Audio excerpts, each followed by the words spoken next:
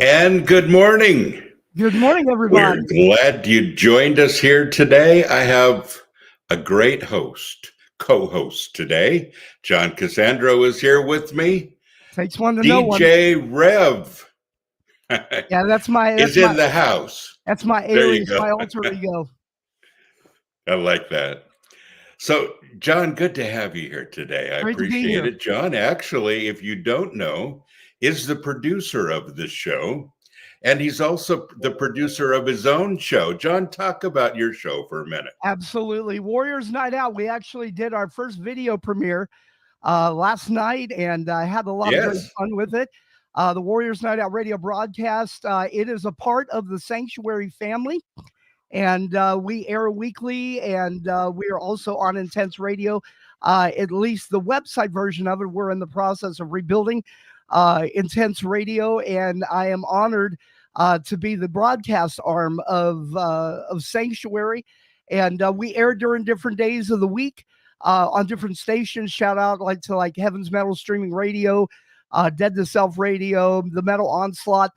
But on Sundays, we archive to Spotify, which actually is on the website for intenseradio.com. And so we spotlight all the great bands that are serving in the metal community. And we do interviews, and ministry is a huge part. That's the reason we're under the Sanctuary umbrella, because we don't want to just entertain. We want to be able to spread the gospel and provide hope. Absolutely. Besides great music. Yeah, great music. And John does a great job with this show, folks. If you haven't listened yet, come on. So, John, we've got a great show today. I want to welcome people as they come in first. Absolutely. If you're watching right now, why don't you sign in? Just let us know who you are and where you're from. That would be great. Our good friend Barry is here this morning. There's some familiar faces that were part of the chat last night. Yes. Barry is a good friend of the ministry and a great guy from West Virginia. And we like him a lot. Amon, he said, should have put on volume 4 Aussie. Well, there you go. Yeah. Awesome. Folks, let us know where you're from. AV, once again today. Good to see you, dude. And AV, was great to see you last night. Yeah. Of course, more specifically is, where have you been? That's one of our new copies, John. It is. And we're autumn blend. Yep, we're up on the holiday season, and we're excited to have that. And you can get your Headbangers Brew through our good friend Anthony Gober at Anchor Merchandising. Go to sanctuaryinternational.com. Get that. And of course, as you mentioned, we've got a couple new brand new blends. You were talking about Where Have You Been? Those are set for seasonal blends. And our good friend Chris Sorensen, of course, the stylish model from the band Fear Not. And ironically, one of our guests today is a distinct. I kind of loosely use the word distinguished, but we'll be introducing Gary Hanson, and I can see him in the background laughing. But from Fear Not, yes, Gary's going to be part of that, and we're looking forward to that. But not another pumpkin spice. That's another one that you can get. Again, Sanctuary International. What I'm drinking this morning. Yep. And Anchor has gift cards. So if you want to gift the gift that keeps on giving, we've got coffee, we've got mugs, there's merchandise. Pastor Bob has it all back there. Get some gift cards from Anchor Merchandising and spread the love this holiday season. Absolutely. So, folks, if you're joining us, let us know you're here. Just, I'd love to know where you're from. Also, just write that down if you would. That would be great. Shane, good morning to you. Good to see you. And we have many more joining us. Golden Warrior, I like that, from Montreal, Canada. Our good friends from the north. Appreciate Good to see you, Golden Warrior. Again, thanks for coming to hang out with us last night. Oh, good. Great. Yeah, he was. So you've got some people that were with you last night joining us today. So that's absolutely awesome. Yeah, last night we had a great episode. We had our friend Paul Portell with Holy Metal Underground, and Good. We were doing a review of 2023, all the great music that came out, and he's got lots of good music too. He's got the HMU honors, and so honoring those that have paved the way for 2023 is a great opportunity. Good. Rodney Jeffries is here from Australia. Sean from San Diego. Great folks. Great folks. Glad you're here today. So our special subject today, John, is addiction. And all of you that are struggling with any kind of an addiction, it's our topic for today. We've got some great people joining us. We're going to bring Gary on, Gary Hanson from Fear Not, great band, in just a minute. Troy is here from Isaiah House, and John has worked with Troy for a while. We're excited to have him on. He's got quite a story as well, and so we've got some good stuff coming up. Just want to announce real quick, next week, we have our very own resident artist is going to join us. Hayden Cockrell will be here with us. That's and fantastic. We're going to talk about art. We're going to talk about creativity. And we're going to talk about his art and how he comes up with all of his great designs for Sanctuary. He pretty much does it all for us, and he's a very talented guy.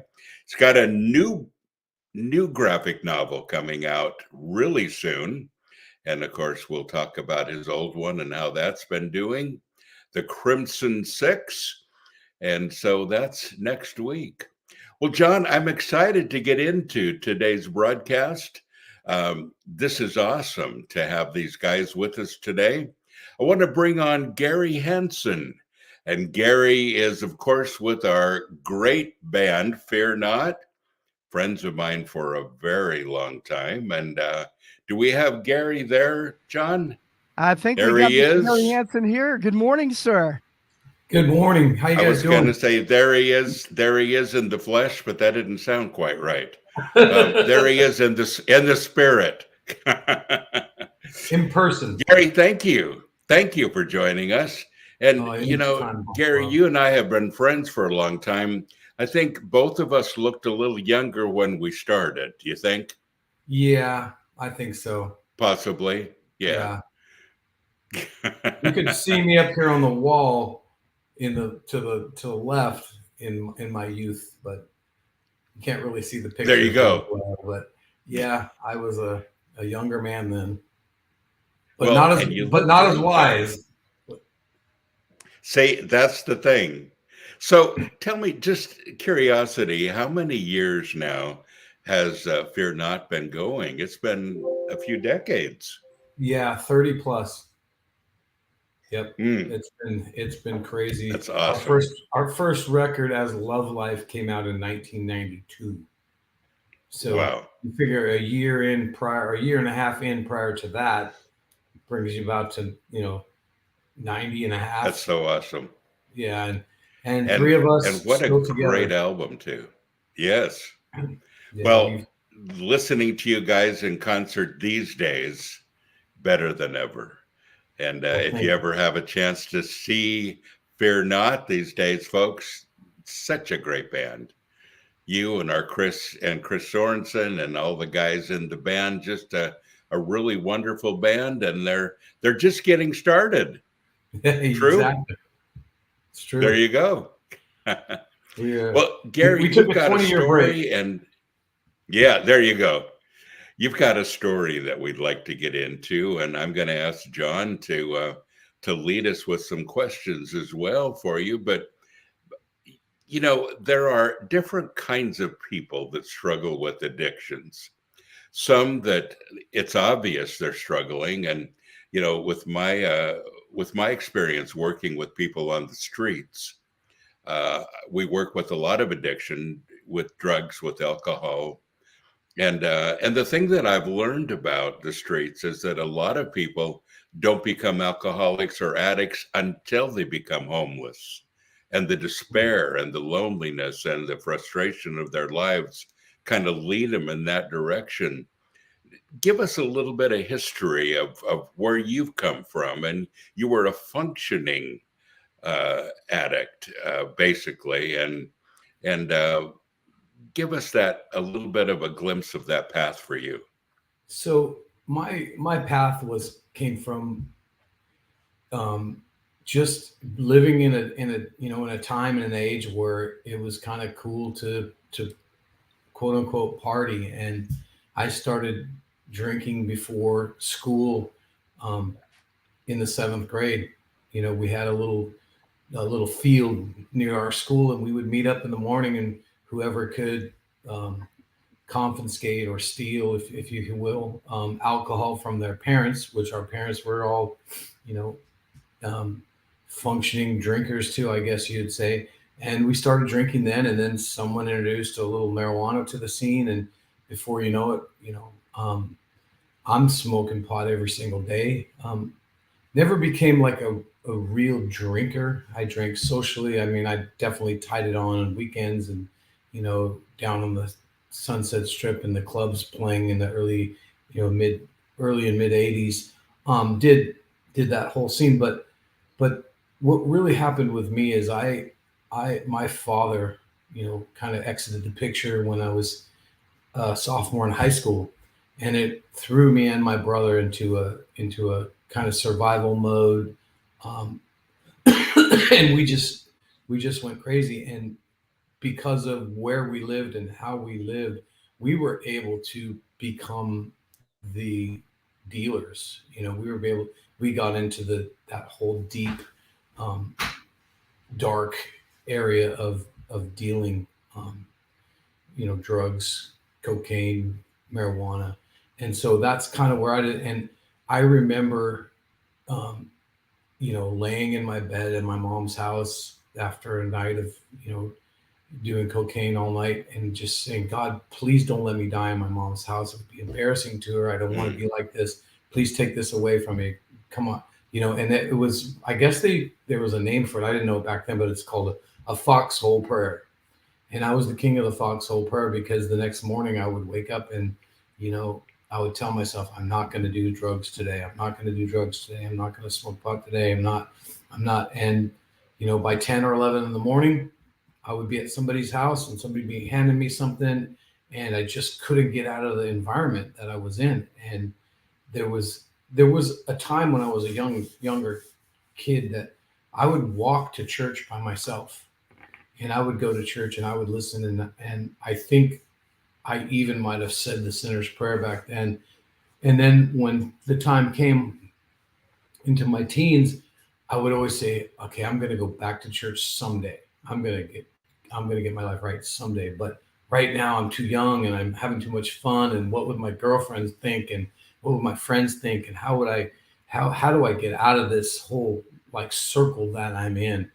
And that's kind of where it started for me. If that's the beginning of where I'm going with my testimony. I don't know if you have any questions, John, for me besides that. I do. And we're going to be bringing Troy in here in a little bit. I see he just came into the green room, and we'll be introducing him momentarily. But the thing that I think a lot of people have this preconceived idea that, and we mentioned this prior to coming online, is that there's this stigma. People have this idea of what people in addiction are like, that they're bums. They come up in broken homes. You were raised in a Christian home, yes? No, I was raised in a believing home. I wasn't raised, I quoted a Christian. Like I said, I would walk to church by myself. Okay. We were Creasters, Christmas and Easter. My dad was, his family started a Lutheran church when they were, but my dad was a, in law enforcement, and he was always gone, and he was a partier for sure. Gotcha. I don't know what happened to my photo. You got that sunlight peeking through there, fella. Okay, but it's all good. So yeah, no, I wasn't raised in a Christian home, but I was, I know now that I had a calling on my life, and God was poking me when I was a very young kid, and things could have been. So anybody out there that's got kids that are interested or if they're even not, I mean, if you feel God poking on you, it's real. He wants your life, and he doesn't want you to live in that debauchery and that sin. It's fun for a season, but it's not a good thing. Well, it's great because one of the, Troy and I have done podcasts together, and one of the things that he has shared, what started as a luxury became a necessity. Yes, that's awesome a good point. And to go ahead, Bob. Sorry. No, I was just going to say, would you consider then pot to be a gateway drug for you? Yeah, I would. I for sure would. I mean, I wouldn't have back then. I laughed at that. I used to think that was crazy because I didn't experiment with the cocaine until I was out of high school, and the hallucinogenics and the speed and all that scared me really badly. I felt the presence of evil when that stuff was around me, so I didn't dive too deep into that. Yeah. But yeah, well, I would say for sure, Bob. I would say that even a glass of wine at dinner. I mean, it's your proclivity. It's how you're wired. It's how God created you. Some of us are meant to be Nazarites, and it's we're not supposed to touch anything, and are predisposed, or I don't know what it is, but something in our nature is that we can't stop these addictions we have without God or without it's the dopamine. I believe it's a dopamine thing. And Gary, it's interesting. That was difficult then, but today, the average person who does pot isn't smoking the same substance that they did way back then. My friend James, the police chief, we do a podcast together here in Mount Juliet. He always says that pot is not your grandmother's marijuana anymore. No, it's a whole different thing, and it really even more has become such a gateway drug into so many other things. Cocaine being one of them. Yeah. And fentanyl's making its way around too. And so you talk about, marijuana not being, what it used to be. A lot of drugs that are on the streets today are being laced with fentanyl. And the casualties that are coming as a result of that, it's huge. Difficult. And I know Troy will, talk with that. He was a client care navigator, being out on the streets, being able to work with individuals. And like I said, now he's a spokesperson. Now, having been through addiction, he's kind of that voice, and so I know he'll have some stories to share as well collectively. And that's huge. Yes. Really, just to cap mine off, and then I'll just chime in when possible. But I mean, the end of my era, I guess you'd say, was an interesting time. A gentleman got saved that was like he was the head of the party house. He was always there, but he was a very functional person too. He never missed a day of work. When he got saved, he was like everybody's idol. And when he got saved, we ran from him. Everybody didn't want to talk to him. His wife said, "Take that Bible out of my house," blah, blah. Well, I was under the influence somehow. I don't know how God got me to his house. And while I was at his house, it was just me and him and his wife. I didn't know that was there, but she was in the other room. And he started sharing with me, and I started asking questions. Hey, what am I going to do if I accept Jesus? Who's going to where are my friends? Who's going to be my friends? And he asked me, who were your friends last year? Who were your friends the year before? There's your friends are the ones who you're going to need to give Jesus to. And wow. Long story short, we ended up going to a passion play March 29th, 1988. We went to a passion play, and his wife was in the room listening while he was witnessing to me, and she called me and said, "Hey, let's go." So we went to the passion play with a group of people who were Christians, and at the end of the passion play, they gave a testimony and a altar call.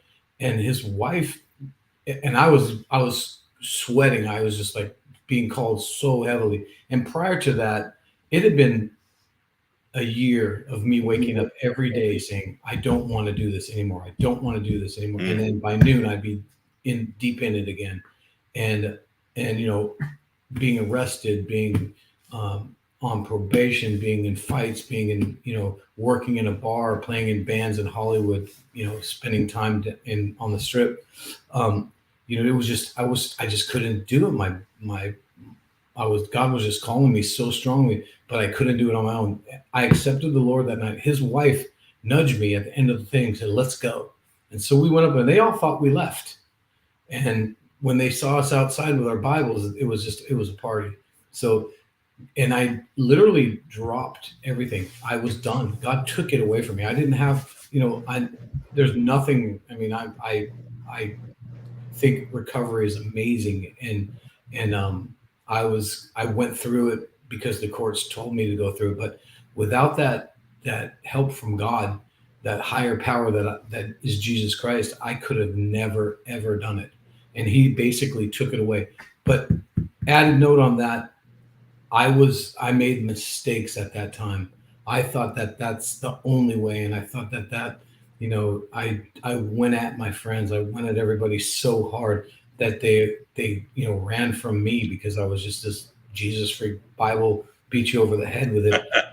and I've learned that is just, we have to really be careful. We have to really share that message with new believers and recovering addicts that, everybody, God is the same with your proclivity to do drugs. It's when you get saved and you get off the drugs, it's different for everybody. It's a different struggle. And it doesn't take away the lust of the flesh and the lust of money and all that stuff. That didn't go away. The drugs God took because he knew I couldn't do it. The rest he left for me and him to work on for the rest of my life. So absolutely. And it's amazing. C.S. Lewis calls God the Hound of Heaven.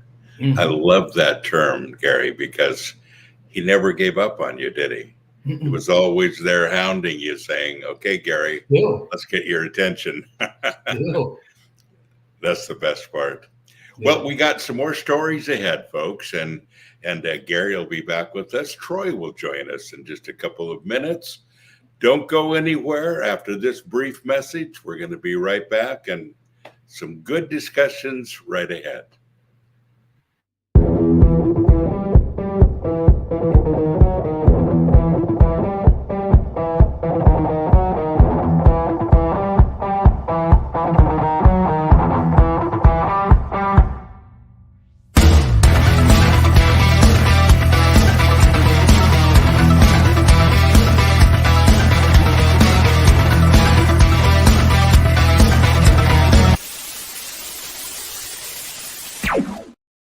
All right, folks, we are back, and Pastor Bob has stepped away for a second, but we're going to continue our conversation.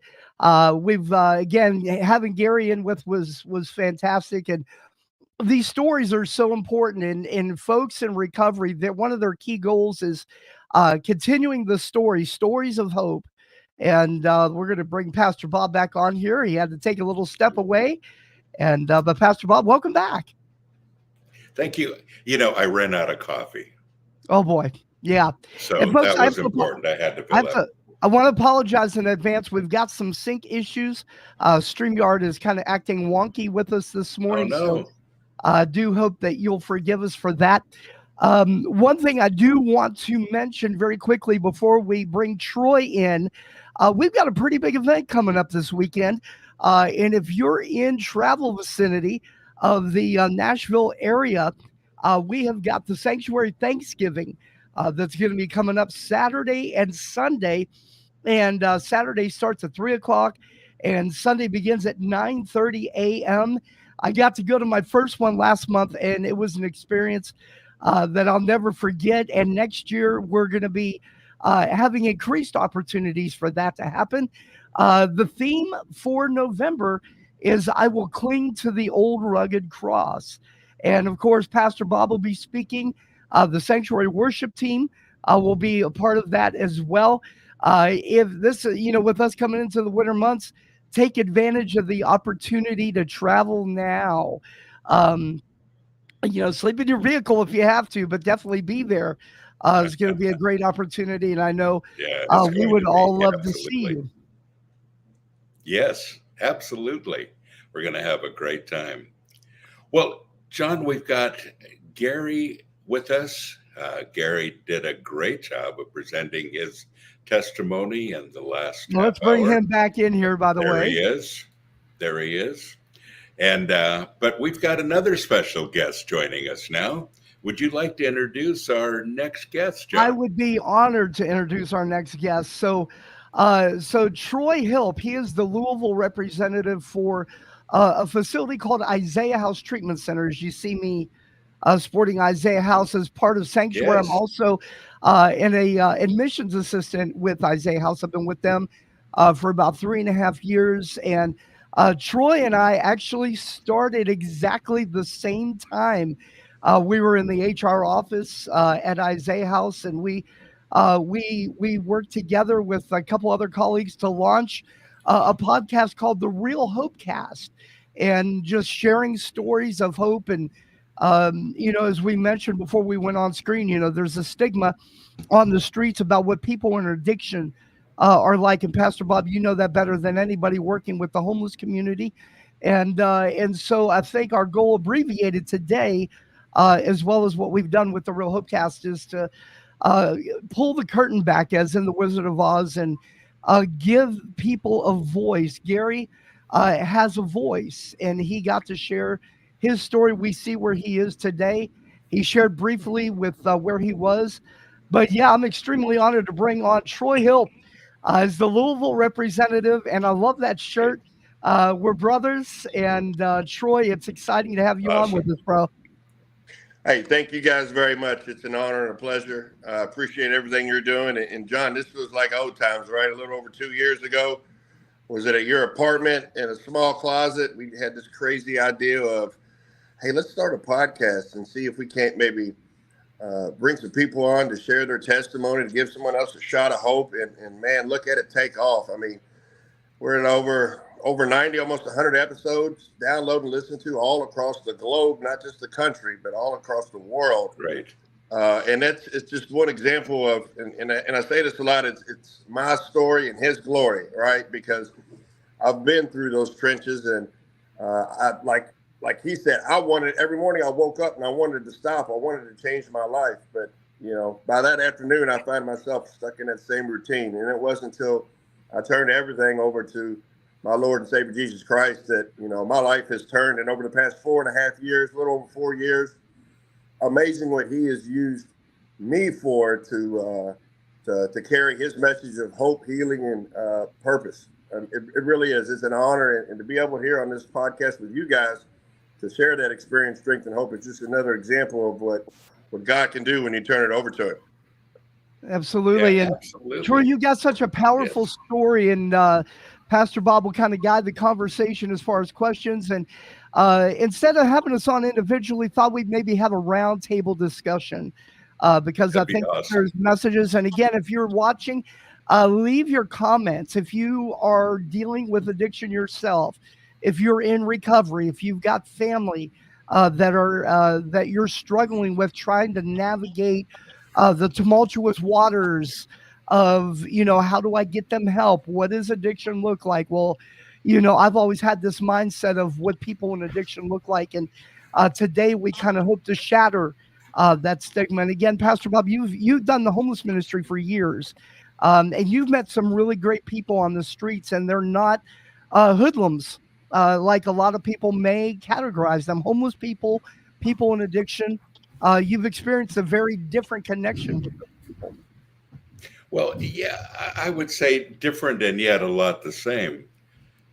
Troy, it's interesting how people get started, and I'm excited to hear your story.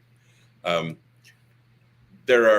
would say the average homeless person became an addict after they hit the street, not before. And I never knew that before we started working with the homeless. I think some people end up on the streets because of their addiction, but I think more commonly it's It's a hopelessness. It's a loneliness. It's something that they're trying to fill, and they get there. And then there are the people. We have a misconception, I think, of what a homeless person is or what an addict is, and we always think that, you know, they can't possibly be Christian, they can't possibly have any kind of relationship with God. I just want to tell a really quick story, and it's leading up, Troy, to a question that I want to ask you. I had a guy that used to eat with us probably once a week, and his ankles were about this big. He was drinking mouthwash for the alcohol benefits, which is a deadly thing, and he was very much addicted, and he looked horrible. And he came up to me one day and he said, Pastor Bob, I have a word from the Lord for you. And in my mind, I'm thinking, Troy, oh, this ought to be good. You know, here's this guy that's a mess. And he read my mail. He absolutely gave me a word from the Lord. Absolutely. No question about it. The least, the person that I would have expected it from, the least. And it taught me a huge lesson. You know, we struggle in our relationship with God, and we struggle with all kinds of things. And some of you that are watching right now may be struggling, and you say, but I have a relationship with God and I'm still struggling with addiction, like Gary was saying. So I'd like to ask you that question. I heard from people all the time on the streets, I don't have that same history. And so they'd say, well, you don't understand because you've never been through it. Troy, you've been through it. You understand the seriousness of this addiction and the tragedy of it as well. Can you address that? And give us a little bit of your own story. How did you get started, and what was your point of turning? Sure. So I grew up a very competitive person. I was always an athlete, whether it be football, baseball, basketball. And a lot of my personality is once I'm committed and I'm driven. That's why I'm not a good gambler. I don't gamble twos and I'm like, I'm all in. So anytime I put my mind to it, I'm really kind of like laser beam guided. And that went into working out, to extra batting practice, to any type of competitive sport. And I ended up sticking with baseball and had a lot of success in baseball in high school, won 3 state championships, was the state MVP, was All-American, had multiple scholarship offers, decided to go to the University of Louisville, where I furthered my career, actually graduated, got a degree. And because of all the pressure and the pounding that I put on my body, the daily grind, so to speak, I ended up having to have 8 major surgeries. And so for over a course of like 3 years, I was having surgery after surgery after surgery. And back then, we didn't know some of the potential dangers of the pain medicine, the controlled substance, the opioids can have. And so after 3 years of being prescribed medications, the doctor just pretty much cut it off. And what I didn't know at that time was that my body had built up a tolerance. The chemistry in my brain had changed because when I put something in me, I react differently. And what I mean by that is most people, if they can take pain medicine, they'll go lay down on the couch and take a nap. For me, it gives me energy. It fires me up. I'll be out cutting the grass, cleaning the house, washing the car. You know, all of a sudden I think I'm a good dancer, you know, silly things like that. And so once the doctor said, okay, no more, I became sick. I didn't realize it at the time, but it was the withdrawal symptoms starting to set in, right? And so now I find myself having to take pain medicine, not to alleviate pain or even to get high, but to not be sick. And so now there's that transformation. There's that line that you cross in your mind that I'm no longer using as a luxury, but now it's a necessity. And then all your priorities, all your thinking, everything in life starts to change, and it evolves around this one thought, one more. And that one more never ends. It's a race that continues forever. It's never, never, ever enough. And so what happens is neglect of my job, neglect of my kids, neglect of my responsibilities, paying bills. Your life just starts to slowly turn, spiral out of control. And we're the last ones to see it. If you look at some of the pictures here, you can see I weigh 160 pounds right there. My skin is gray. My cheeks are sunk in. If you look at me right now, I'm 230, 235. I call it my sober 65, right? Because back then I thought I looked good. You could see the smile on my face. I was smirking. But really what you saw in my eyes was hopelessness, a desperate cry for help. I was in a position where I didn't want to acknowledge I had a problem, but at the same time too, everyone around me, including my family members, could see that, you know, there was something wrong. There was something going on. There was an internal struggle. It's spiritual warfare. So yes, I'm a believer, but at that time I was probably, in my mind, I would like to think the farthest away from God, but really God was there all along.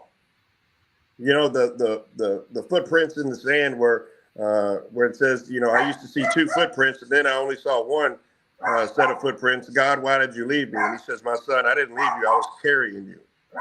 Yes. And that's a true indication. I've got an 8-pound Shih Tzu that apparently sees an intruder outside. So guys, I apologize. Hang on 1 second. Hang on. It's okay.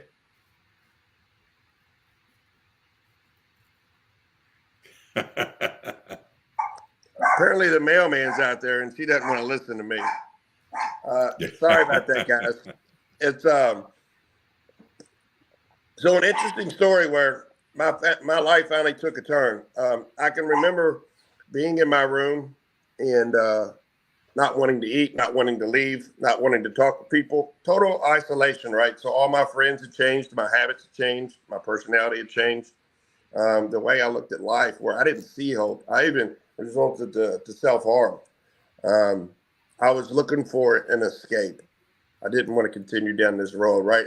I didn't have purpose in my life. I kept asking God, why am I here? Like I'm a good dude. I treat people right. I love the right way. Why am I going through this? And then it wasn't until a girlfriend said, look, you know, I have a cousin that went through the Zach House. It's a faith-based nonprofit treatment center. Why don't you give that a shot? Granted, I've already been through 7 or 8 recovery centers. I've been in and out of jail. And I'm like, look, you know, it's not for me. Something, it just doesn't stick. And she said, why don't you give it a shot? And so unbelievably, I gave it a shot because I wanted to keep a girlfriend, you know, and that was God using her to kind of direct my life. Cause I believe God speaks to people. I really do. And once I entered into that program, there was nothing but love, compassion, and they loved me till I could love myself. And I get emotional talking about this often because it means so much. Dear, it is so dear to my heart. It changed my life. It saved my life. And I tell people this all the time. This is just my story, but His glory. And no one is ever too far gone. I believe that in my heart because you're looking at a guy who no longer wanted to live, who was treating his family like crap, who wasn't being a good dad, a good brother, couldn't hold a job, didn't have any money in the bank account, was lying, stealing, pawning things. And I can tell you this, that God did something. He reached inside of me. He changed me. He just said, let me carry your burden. Yeah. And so I remember the day I gave it to him. We were sitting around, I was in treatment. We were sitting around a fire pit. Sorry, I get emotional. Oh, we're going for the butterfly story, aren't we, Troy? Oh, yeah. With 5 or 6 of my buddies. And I dropped to my knees and I said, I give it to you, Lord. I said, just give me a sign. And this was, I think this was June, July, and I'm in rural Kentucky. I'm in like Chaplin, Kentucky, where there's maybe one stoplight. And out of nowhere comes the biggest butterfly and lands on my boot. And then from there, waterfalls, right? I couldn't control it. I mean, it was over with. And my heart, my mind, my body, everything has changed since then. And so I consider it an absolute honor, a privilege, a blessing to be able to carry the message of hope, healing, opportunity, purpose to others of what God can and will do for someone, you know, who just seeks him out. That's all it is. It's huge. You know, and Troy, like you just yeah. said that you didn't feel like anyone was too far gone for God to reach them. Would you talk about that a little more? Because that's a message I think that some people that are watching right now really need to hear.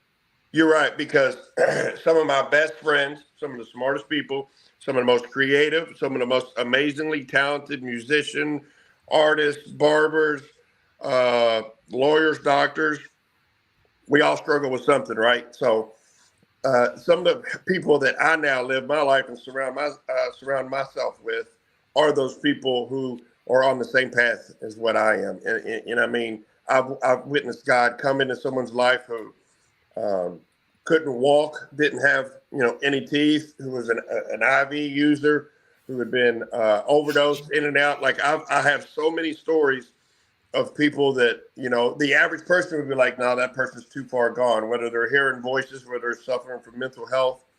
But I can tell you right now, I have personally witnessed countless number of miracles where God has reached in, touched someone, and changed their life.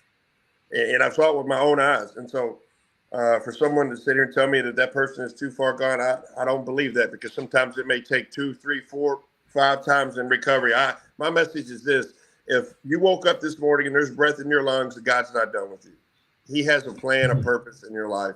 And so I'm all about giving people the opportunity, meeting them where they're at, and leading by example. I firmly believe that in all my heart, because someone did that for me, right? Someone stopped and said, hey, let me show you the way. And so that's why I consider it such an honor and a calling in life to help others, lead them to, and by no means am I doing anything. All I'm doing is helping them get into treatment and allowing God to take over from there, right? So I'm just kind of like, I'm like the guy on the runway with the flags, landing planes. I'm like, okay, we're going this way, come this way. And I'm just allowing God to do his work. I'm just, you know, trying to give them the opportunity, and I just plant the seed of recovery, and I let God water it. You know what? Let me ask this question, and Troy, I know you'll share too. But Gary, you're fairly high profile in doing what you're doing in the music community today. What does your mission? How is it different today than when it was back on the early days of the Sunset Strip? You found your recovery. How does that affect how you interact with people today? Well, I think that the whole band, as Fear Not and stuff, we've evolved. We took a long time to be where we are now, and I think that we just love everybody. You know, there's people who, and if Pastor Bob and John have both been to this Immortal Fest, I mean, that is a perfect example of a family of people who love each other. And if you could take that, if we can take that to the outside world, to every place and every venue we go to, I mean, here's my motto right here: love God and love people. You know, that's what we got to do. And it can be a smile. I mean, I was a worship leader for a number of years and several churches, and I would always say, you know, this is we're going on a journey together. You know, we're going to love each other. We're going to love God. I'm the tour guide, but you got to get on the bus. You know, if you got to get on that bus, and so that's what I think we should be, as the tour guides to salvation, the tour guides to just. I mean, where C.S. Lewis, another C.S. Lewis quote, he said, "At all times evangelize, and sometimes use words."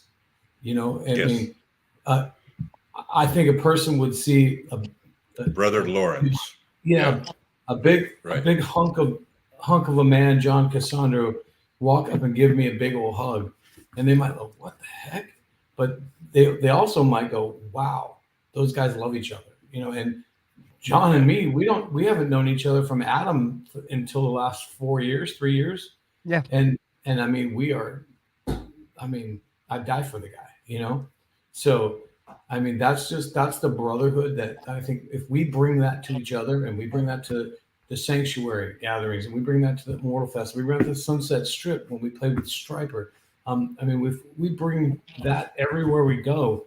Um, it's different. I mean, when I was on the Strip before, it was all about getting our name out, getting, whatever we could get from somebody instead of what can we give.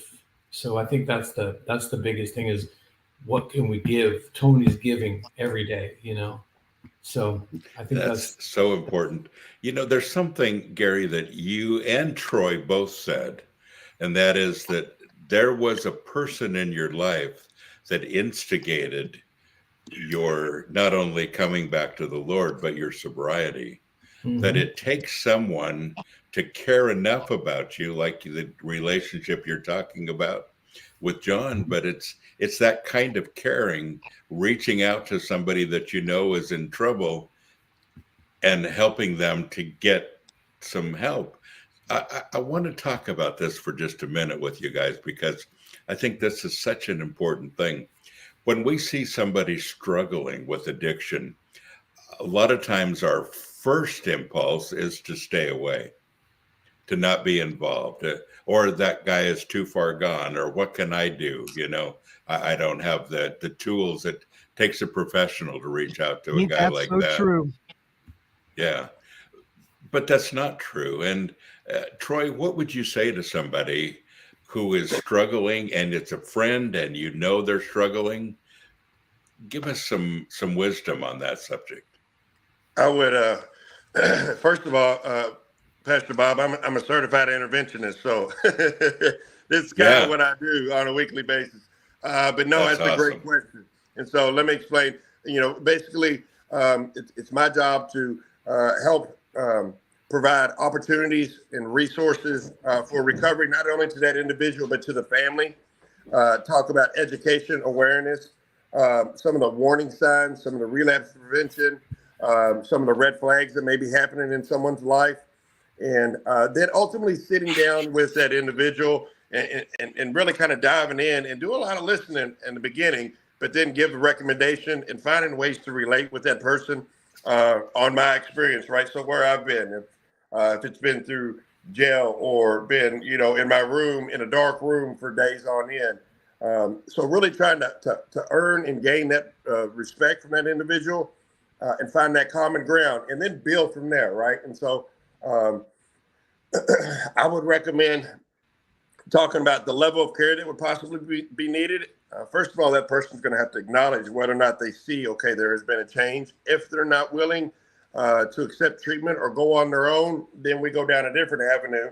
In the state of Kentucky, we have something called Casey's Law, where I would provide that information with the family members on how they could go about, getting that individual, a family member or a loved one evaluated, and then ultimately determined through the court system if it's court ordered, if it's needed for treatment. If the court's deemed that person is liable to hurt themselves or another person, then ultimately they can be court ordered for treatment, whether it be like an outpatient program or residential. But most importantly, is properly arming people with the facts on that there are options out there, because if you're in recovery, I'm sure everyone knows this, anyone in recovery, what works for me may not work for Pastor Bob, right? The same program may not work for Pastor Bob that worked for Troy. However, there are other programs, there are other options, because not every road to recovery looks the same. So ideally meeting them where they're at, and then talking to them about, what life can be. And then, okay, let's talk about how do we get there. So let's develop a roadmap on, where you would like to be and how can I help you achieve that. Awesome. And Troy, how important is it for people to feel their own addiction, to identify it, to admit it, and their own desire to get to the other side? Well, I think that's the basis for making a decision, a life-changing decision, right? So for 8 or 9 years, I hadn't made that decision, so I was unwilling to seek help or treatment or actually let it settle in. And it wasn't until I got to the point where, man, you know what, maybe I do need help. I need to put that pride and ego to the side and really lower that manhood, so to speak, stereotype, and say, hey, I don't care how strong you are, I don't care how big, how fast, I need help. And if I don't get help, I'm going to die, because this is the only disease that will convince you that you don't have it. And its ultimate goal is for you to end up in the grave. That's what we're doing. It's slowly, we're killing ourselves because we're trying to escape from some form of, feelings, emotional distress, memories, maybe trauma, something that happened. And so I really feel like it's important to acknowledge that, one does have a problem. And then, then I'll be willing to accept the help that comes along with it. Because until I'm willing to admit that I do have a problem, your words are going to fall on deaf ears. Absolutely.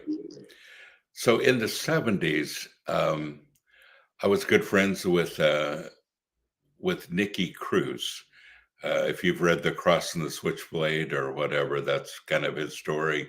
And he always said that that people don't really change unless they have an intensity in their relationship with the Lord. There is a certain intensity that he felt that was required for people to get them from the place they were, because drug addiction is so strong, to the place where they need to be. Would you agree with that? In the AA terms, they call it spiritual awakening. I can tell you this, that I had one, and until I had that change in my heart, mind, body, and spirit, I continue to get the same results. I can only speak from experience, and I can tell you that in my life and in my recovery and my walk, that I would put a couple months together, but then I would fall back to those old habits, right? Hanging around the same people, until I had that entire spiritual experience, spiritual awakening, whatever you want to call it. My life hasn't been the same since that happened. So, it was the God piece that was missing in my relationship. I can tell you that I know that the other programs that I went to didn't necessarily have that spiritual walk, that spiritual relationship with God. And once I added that piece to the puzzle, boy, that puzzle got awful big, man. You talk about some blessings. I could share some of the things that I get to do now for work. I can't believe they pay me to do this. I travel around, I speak. We have podcasts. I work with companies like Ford. I speak at labor management conferences. I give tours with the Department of Corrections. I mean, I'm showing them our facility, things like that. It blows. I spoke to the police department. I've been at their roll call 5 times, talking with officers on how to identify, early warning signs where someone may need treatment versus going to jail. It's just things like that. I look back and I say, okay, God, I see what you were doing then. I understand why I had to go through that in order to get where I'm at now, because he was walking along beside me, preparing me, right? He was kind of guiding my steps, and it absolutely was chess in my life, where he ultimately was setting me up for success, and I continue to give him all the glory, because, like I said, I tried it my way. I'm supposed to be playing in the World Series on TV. That was my mind, right? I was like, I'm gonna be a professional baseball player playing on TV one day, and God was like, no, I got other plans for you. And so those lights that are on the field, so to speak, how you're in the arena. My lights now are when I get to go sit down with a family, when I get to meet with an individual, see them walk through the door, go visit them 30 days later, and see the total transformation from in their eyes to the skin color and that spirit light up inside of them. And I use the reference of a candle, right? So the candle burns slow, or the wick is getting really small. And then when I go back and visit them 30, 60 days later, it's a roaring blaze. I mean, that is my favorite, most rewarding blessing, is to watch that fire, that spirit come on inside of them, and just watch God take over, man. It really is amazing. It's so incredible. Yes, it is. Absolutely. Well, folks, you may be one of those that Troy is speaking about today. You may be struggling with some of the same things, and you may say, this addiction that he's talking about is me. This is something I'm going through right now, trying to get to the other side. You may have a story similar to Troy and to Gary, where you realize you need to do something, and yet you can't quite get there. In just a couple minutes that we have left, Troy, I wonder if you would speak to that person that's struggling, that person that says, I know I need this. What do I do? I would say you don't have to suffer alone, right? One of the reasons why I recover out loud is so others don't have to suffer in silence. Because for years, I didn't want people to know that I suffered from this disease, this gorilla on my back, so to speak, because I was embarrassed about it. I was ashamed. I thought that people wouldn't look at me the same. My message is you are not alone. Pick up the phone, reach out, contact me on Facebook, call someone in your local church ministry, reach out to a treatment organization, and don't be afraid to ask for help. Because there's too many people out there dying right now because they're waiting. Well, I'll do it tomorrow. Well, tomorrow it's not promised. We all know that. And with the way that fentanyl is being put in everything nowadays, the overdose rate has shot through the roof. And so my message is, hey, now is the time. Let's pick up the phone, get you the help you need, and help you discover that life that God had intended for you. Excellent. Well, what a great show today. And John, this was really, really important advice that these guys shared. And we're going to continue to put this name up there, Isaiah House Teen Challenge, that I've worked with Teen Challenge for decades. Nikki Cruz was involved in starting Teen Challenge way back when. And Gary, your story also of that transformation that is evident in your life as well. Folks, I want you to be one of these. If you're struggling with an addiction, reach out to somebody. And most people know someone to reach out to. They just have a difficulty doing it. It might be because you're embarrassed. You're fighting something you don't want anybody to know about. Both of these guys felt the same way. And it just took that person to step up and say, let me help you. And that's what made all the difference. And you may be the person that needs to step up. You may be the person that is struggling with addiction and saying, I need to step up. And so get some help if you need it. You know, I Troy, want to give a Gary, challenge. Thank you. Thank Go ahead, you. John. So I want to give a challenge to those who may be listening today that are part of the church community. You know, God calls us to love the unlovable, and he calls us to reach the unreachable.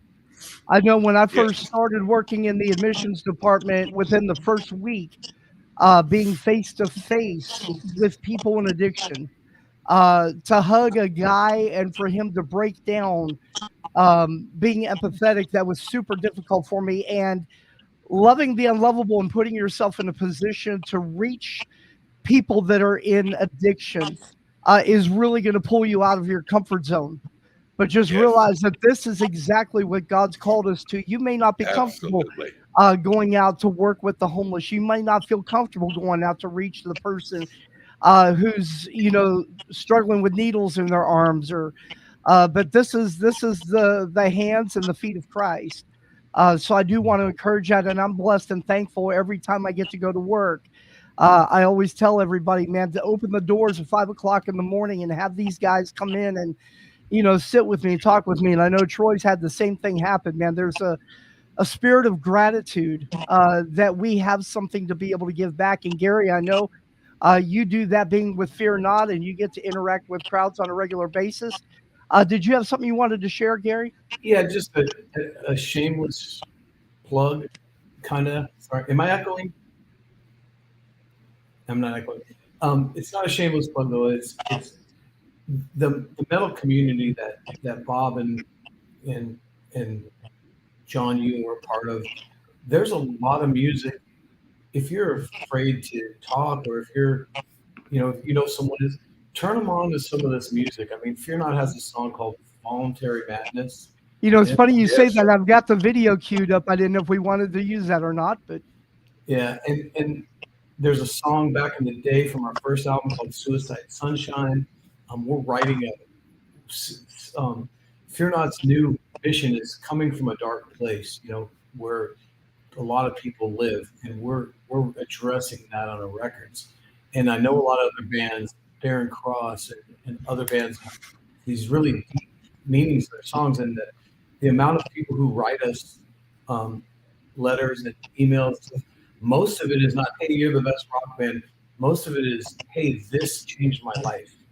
And so that's what we're all about, and that's what I think this whole metal community is about, is just this whole part of recovery and being a part of changing people's lives for the better. Absolutely. And folks, don't forget, if you're in the Nashville area or you'd like to be, this weekend we have our get together. Once again, you'll meet a couple of the guys from Barren Cross and a lot of other bands there. I'll be there. And there it is this weekend. Great. Good. I'm looking forward to seeing you. Yeah, I moved to Nashville recently. Awesome. And of course, Chris from your band will be there. He just lived down the road a little bit. Yep. And folks, we'd love to steer you in the right direction. Be bold if you're struggling and let us know. Guys, thank you so much for joining us today. And don't forget, folks, you are blessed. So go and be a blessing. Bye-bye. And we're going to wrap up with the video Voluntary Madness from Fear Not. And Troy, I should probably let you know, we did, if you remember when I did the biker video, that was Fear Not doing the music on that biker video. So Gary's kind of indirectly been involved in a little bit of what Isaiah House has done. But so this John, yes, sir. If you play the video, we'll probably get kicked off of our social media because of the rights for the video. You know what? Thank you for sharing that. I didn't think about that. So, but yeah, go on YouTube and look up Voluntary Madness by Fear Not, and powerful song having to deal with that. But gentlemen, it's been an honor today. I'll post it on my Facebook. Good. All right, folks. Bye-bye. Have a great day. God bless you guys.